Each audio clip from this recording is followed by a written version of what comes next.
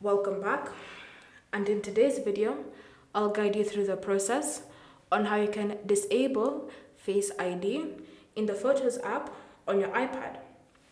So you'll probably have noticed that whenever you use your Photos app and if you want to view certain utilities such as your hidden album or your recently deleted, then you'll always need your Face ID or your passcode. So to get around this, it's fairly simple. The first step is to open the Settings app, and in Settings, scroll and select Apps. From Apps, look for Photos and tap on it. Then from here, you should see the option Use Face ID. So simply tap on the toggle to turn it off and use Face ID to confirm.